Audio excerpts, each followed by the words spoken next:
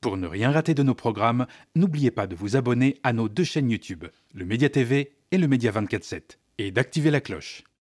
Bonjour à toutes et à tous, ravi de vous retrouver sur Le Média pour le récap, votre rendez-vous quotidien d'actualité. Du lundi au jeudi, on revient sur un sujet sans filtre et sans langue de bois. Alors si vous nous écoutez, vous le savez, un milliardaire ultra-conservateur, Pierre-Édouard Stérin, déploie son plan Périclès, c'est 105 millions d'euros pour installer l'extrême droite au pouvoir, menaçant ainsi nos libertés et notre démocratie. Face à cette offensive, le Média lance Riposte, une campagne citoyenne indispensable pour bâtir une chaîne d'infos réellement populaire et indépendante. Notre but, conquérir les réseaux sociaux et la TNT francilienne pour donner enfin une voix puissante aux invisibles, aux opprimés, aux oubliés des médias traditionnels. C'est une bataille décisive. Rejoignez-nous, soutenez cette riposte sur campagne.lemediatv.fr. Et maintenant, place au récap, épisode 45, c'est parti! Vous en rêviez ? Brigitte Macron l'a fait, et la vidéo a fait le tour du monde. Emmanuel Macron s'est encore pris une baigne. Et dans cette nouvelle Giflegate, personne n'a crié « Ah bah la Macronie, Montjoie-Saint-Denis !» Enfin, pas qu'on sache. Mais c'est pas trop le style de Brigitte, on l'imagine mieux s'occuper en allant à un défilé Vuitton qu'à une joute médiévale le samedi après-midi. Mais faut pas s'y fier, avec les macronistes, on est souvent surpris. Revenons-en à la baigne. Je sais que vous mourrez d'envie de la revoir, ça arrive. Laissez-moi juste le temps de planter le décor. Nous sommes dimanche soir sur le tarmac de l'aéroport d'Hanoï, au Vietnam. L'avion présidentiel français vient d'atterrir, les portes sont ouvertes par le personnel de bord. Derrière eux, on aperçoit la silhouette d'Emmanuel Macron de profil. Et tout à coup, deux bras, ceux de son épouse vraisemblablement, surgissent dans le cadre et empoignent vigoureusement le visage du président. Lui esquive en reculant avant de tourner la tête et de se rendre compte de la présence des caméras. Il lui faut quelques instants pour reprendre ses esprits, afficher un sourire et esquisser un salut de la main aux journalistes avant de sortir du cadre. Trop tard, la séquence est immortalisée. Et évidemment, le monde entier en parle. Emmanuel Macron, le président de la République française, serait victime de violences conjugales. Sur tous les plateaux, dans tous les médias et sur les réseaux sociaux, évidemment, on analyse encore et encore la séquence d'à peine une seconde. Tellement que l'Élysée doit démentir depuis Paris. La communication du chef de l'État dénonce à France Info un fake monté de toutes pièces via l'intelligence artificielle. Rien que ça. Sauf que ces images sont celles de la très sérieuse agence Associated Press. L'excuse est donc complètement bidon et démontée en moins de temps qu'il en faut pour le dire. À ce niveau de rigueur dans la communication officielle, on ne serait pas surpris si l'Élysée démentait carrément la présence de Macron en Asie. Cet épisode en dit long sur la solidité des informations diffusées par les organes les plus officiels. Quand l'Élysée, censé incarner la rigueur institutionnelle, relaie une théorie de deepfake aussi bancale qu'un scooter sur du gravier, on comprend que la vérité n'est plus un socle, mais un vulgaire accessoire tout au plus. La communication d'État ne cherche plus à être une source d'informations fiable et honnête, elle cherche uniquement à contrôler le récit. Et peu importe si elle surfe sur des théories du complot, en participant ainsi à flouter un peu plus encore le réel. Il faut sauver le général Macron, et ce, quoi qu'il en coûte. Bon, la défense de l'Élysée n'a pas tenu longtemps, alors l'entourage du président a tenté une nouvelle stratégie. Un classique de la Macronie, vous allez vite la reconnaître, c'est nous qui avons rien compris. Ce n'est pas une scène de ménage qui s'est jouée à la sortie de l'avion, c'est au contraire une scène de complicité amoureuse.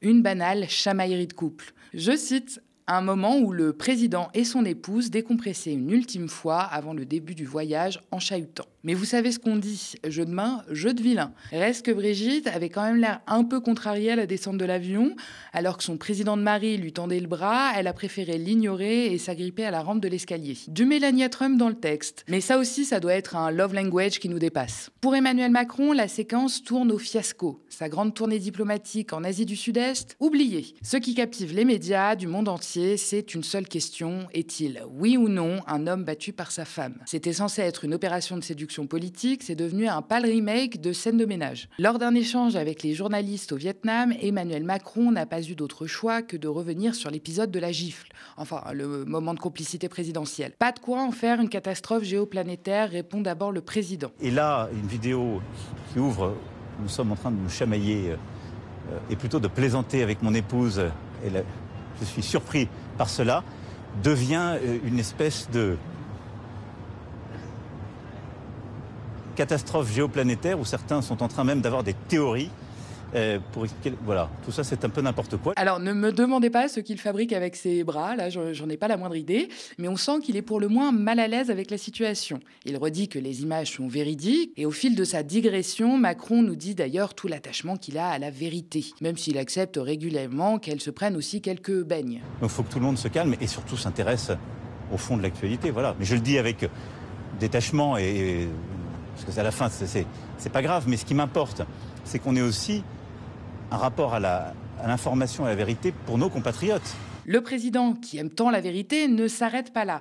Il sait qui se tient derrière cette déferlante médiatique contre sa petite personne. C'est un coup des Russes et des extrêmes qui lui veulent évidemment du mal. On l'écoute. Les réseaux sont toujours les mêmes, hein. Ils sont assez tracés. Les Russes sont des bons alliés. Les extrêmes en France, des formidables proxys. Et après, on a des tas de comptes, anonymes ou pas. Et puis on a toujours les mêmes qui... Ça leur monte le caramel à la tête, y compris des rédacteurs ou je ne parle pas de vous qui êtes là, mais enfin des commentateurs d'actualité qui n'ont jamais beaucoup aimé ce que je faisais, qui expliquaient ce matin que j'avais une diplomatie d'homme battu, vous voyez, pour vous dire à quel point ce sont des fadas. Donc on a quand même beaucoup de fadas dans le système. Donc nous, il faut qu'on reste calme et qu'on dise les choses. Et puis surtout qu'on mène une politique volontariste. Voilà. En Russie, la séquence vidéo a été la source de nombreuses moqueries, effectivement. La porte-parole du ministère russe des Affaires étrangères n'avait d'ailleurs pas manqué de s'en amuser, anticipant, je cite, ce que va imaginer cette fois le palais de l'Élysée pour couvrir ce nouvel Emmanuel Gate. Elle avait alors ironisé en disant que peut-être s'agissait-il de la main du Kremlin à la place de celle de Brigitte Macron. Et elle tombe pas si loin. Alors après avoir passé 2 minutes à dire tout le bien que Emmanuel Macron pense des fadas et des maboules qui ne comprennent rien à l'amour, le président est retourné à ses petites affaires diplomatiques en Asie du Sud-Est. Et il a du pain sur la planche. Il fait des pieds et des mains pour imposer la France comme un partenaire stratégique dans cette région du monde. L'Indo-Pacifique représente quand même plus de 700 millions d'habitants, 3,5% du PIB mondial et une croissance supérieure à 5%. Alors Manu, quand il voit ça, il a les yeux qui brillent et il compte bien rafler sa part du butin. Sauf que face à lui, les États-Unis et la Chine se sont déjà positionnés depuis longtemps. C'était vraiment pas le moment de se taper la honte à la descente de l'avion. Pour rattraper le coup, les Macron mettent les bouchées doubles en matière de communication. Après le Vietnam, le couple présidentiel a fait escale en Indonésie. Et cette fois, pas question de louper la descente. On assiste à un ballet millimétré. Pas un cheveu qui dépasse, des grands sourires, bras dessus, bras dessous. Aucune interprétation possible. À ce niveau de maîtrise, on s'attendrait presque à ce qu'une voix off nous diffuse « Ce moment vous est offert par le service de communication de l'Élysée ». Pour le reste de l'opération Sauver le soldat Macron, l'Asie du Sud-Est assure. Rien de mieux qu'un accueil chaleureux et bien orchestré pour retaper un égo présidentiel en convalescence. Emmanuel Macron a été servi. À son arrivée en Indonésie, son portrait est affiché dans toute la ville sur des écrans géants. On lui réserve des escortes magistrales composées de motos et de chevaux de la garde militaire. Et à son arrivée au palais présidentiel, la Marseillaise est entonnée et 21 coups de canon sont tirés. À ce niveau-là, ce n'est plus une visite d'État, c'est un séjour en soins intensifs. Je vous laisse imaginer le melon avec lequel il va rentrer en France. Bon courage à nous. La France et l'Indonésie se sont bien trouvées. Toutes les deux veulent jouer dans la cour des grands face à plus puissante qu'elles. D'ailleurs, les deux chefs d'État se sont tombés dans les bras. Emmanuel Macron a même appelé son homologue indonésien frère. Une filiation pour le moins encombrante si on sait que Prabowo Subianto n'est autre qu'un général militaire, gendre de l'ancien dictateur du pays et accusé des pires crimes contre les activistes pro-démocratie. Mais l'Élysée balaye tous les reproches d'un revers de main. Pour les conseillers de Macron, la question de son passé ne se pose pas tellement. Après tout, ce qui les intéresse, c'est l'appétit du président indonésien pour les avions de chasse du groupe Dassault, qui fait de la France le premier partenaire en matière de défense de l'Indonésie. Indonésie qui possède jusqu'ici 42 Rafales et au total une quarantaine de nouveaux contrats et d'accords commerciaux doivent être signés pendant le voyage présidentiel de Macron. Pas vraiment le moment de parler de droits de l'homme, le business passe avant. Après avoir compté les bons de commande et les chèques, Macron devrait évoquer un sujet brûlant avec son frère indonésien, celui de Gaza. L'Indonésie, premier pays musulman au monde par sa population, prend très au sérieux la situation à Gaza. L'opinion publique y est particulièrement sensible et le gouvernement s'est même dit prêt à accueillir blessés et réfugiés. Mais surtout, l'Indonésie ne reconnaît pas Israël comme État. À l'Élysée, on avance à pas feutrés, il faut respecter les sensibilités, souffle-t-on, mais difficile pour Emmanuel Macron de de ne pas s'imposer comme arbitre géopolitique mondial. Le président compte bien profiter de sa tournée Indo-Pacifique pour remettre sur la table sa solution à 2 États, position traditionnelle de la diplomatie française. Officiellement, il prépare la conférence internationale de juin à New York, où la France pourrait reconnaître peut-être l'État de Palestine, à condition que d'autres pays, en échange, daignent reconnaître Israël. Officieusement, c'est une toute autre partition qui se joue, celle d'un président en quête de stature internationale, toujours prêt à enfiler le costume de sauveur, tant que les caméras tournent, que l'image est bonne et que les intérêts commerciaux ne sont pas en danger. Après le Vietnam et l'Indonésie, Emmanuel Macron bouclera sa tournée par une dernière escale à Singapour. Pour éviter tout nouveau faux pas, le programme restera dans sa zone de confort, business et défense. Autrement dit, signature de contrat, sourire et poignée de main bien calibrés. Macron prendra la parole pour ouvrir le plus grand forum asiatique consacré à la sécurité et à la défense, justement. L'occasion pour lui de marteler que la guerre en Ukraine ne concerne pas seulement l'Europe, mais bien le monde entier, y compris l'Asie du Sud-Est. Il va également agiter la menace russe, arguant que Moscou déstabilise l'Asie en faisant combattre les soldats nord-coréens sur le sol européen, mais aussi en soutenant les programmes balistiques et nucléaires de la Corée du Nord. Une fois que tout le monde aura bien pris peur, la France se présentera comme un allié de poids. Traduction, Paris espère bien placer ses pions et surtout ses rafales avant que quelqu'un d'autre ne le fasse, notamment la Russie qui fournissait précédemment la défense indonésienne. Emmanuel Macron avait tout prévu pour briller, des contrats juteux à la pelle, des poignées de main soigneusement chorégraphiées et même la Marseillaise retentissante pour souligner le poids de la France. Tout était calibré pour montrer un chef d'État puissant et respecté à l'international, capable de peser face aux grandes puissances. La seule chose qu'il n'avait pas prévue, se prendre une gifle qui a fait le tour du monde. Macron rêvait d'un coup d'éclat diplomatique, il devra se contenter d'un coup de Brigitte, tout court. On poursuit avec le reste de l'actualité nationale mise en images et racontée par Annabelle Marion. Hier soir, les députés ont adopté la proposition de loi sur le droit à l'aide à mourir. La proposition de loi ouvrant un droit à l'aide à mourir a été adoptée à l'Assemblée nationale ce mardi 27 mai par 3/5 des députés votants. Les députés avaient auparavant déjà approuvé un texte sur les soins palliatifs, cette fois-ci à l'unanimité. L'hémicycle s'est partagé entre la gauche et le bloc central, majoritairement favorable au texte, et la droite et l'extrême droite, qui étaient plutôt hostiles. 305 députés contre 199 ont approuvé la réforme, mise en chantier en 2022 par Emmanuel Macron. Le président s'est d'ailleurs exprimé sur les réseaux sociaux, parlant d'une étape importante. Dans le respect des sensibilités, des doutes et espoirs, le chemin de fraternité que je souhaitais s'ouvre peu à peu. La proposition de loi du député du groupe Modem, Olivier Falorni, consiste à autoriser et à accompagner un malade qui le souhaite et à s'administrer une substance létale ou à se la faire administrer s'il n'est pas en mesure physiquement d'y procéder.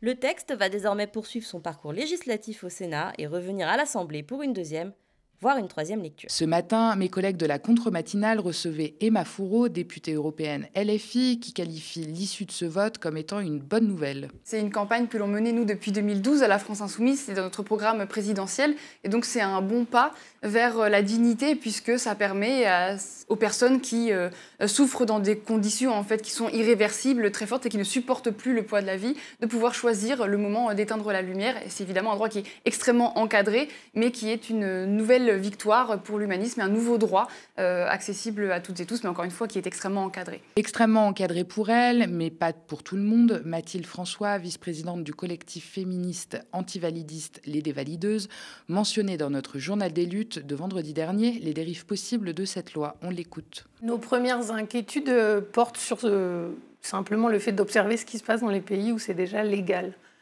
Il y a un élargissement des critères d'accès au suicide assisté et à l'euthanasie. On le voit dans tous les pays, que ce soit le Canada ou les Pays-Bas. C'est d'ailleurs le projet des défenseurs. Par exemple, on peut entendre Jean-Louis Touraine dans une vidéo qui est tournée lors de l'AG de l'association Le Choix, qui est une association pour le suicide assisté, qui explique « Cette loi ne sera pas parfaite, mais il faudra qu'on revienne, parce qu'au début, il n'y aura pas les mineurs, il n'y aura pas telle et telle maladie, il n'y aura pas les personnes qui souffrent de maladies psychiatriques. » Et ça pose des grosses questions.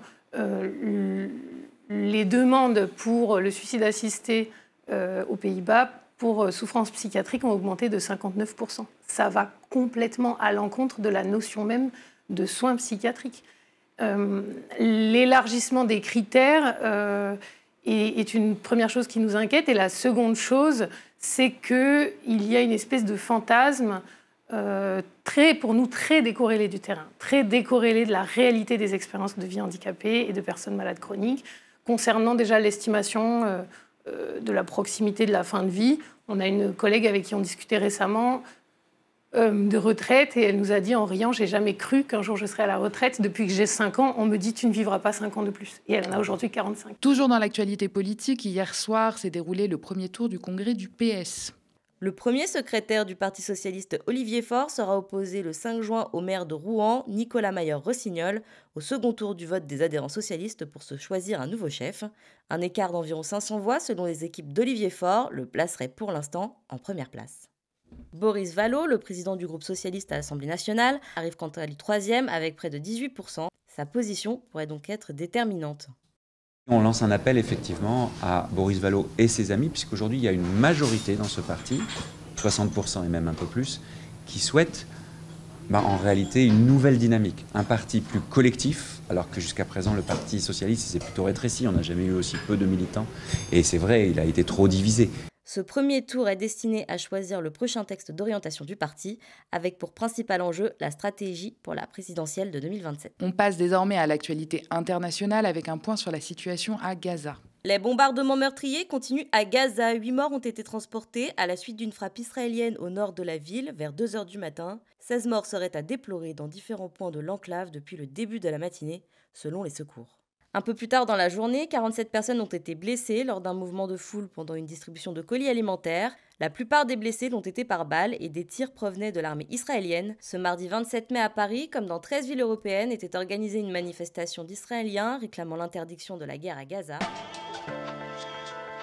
Merci d'avoir regardé cette nouvelle édition du Récap. N'hésitez pas à nous laisser vos impressions en commentaire si vous nous regardez sur YouTube ou via email si vous nous regardez à la télé. L'extrême droite, aidée par les médias financés par des milliardaires, cherche à imposer sa vision en muselant la diversité des voix et en bafouant le pluralisme. Pour riposter, le média lance Riposte, une campagne citoyenne cruciale pour bâtir une chaîne d'information indépendante et populaire. Sur les réseaux sociaux et sur la TNT francilienne, nous voulons porter les voix qui dérangent, celles qu'on ne veut pas entendre ailleurs. Cette bataille pour la démocratie nous concerne tous. Rejoignez-nous et soutenez la riposte sur campagne.lemediatv.fr. Abonnez-vous aussi à nos 2 chaînes YouTube, le Média TV et le Média 24/7, pour ne rien rater de nos nouveaux programmes. Très bonne soirée sur le Média.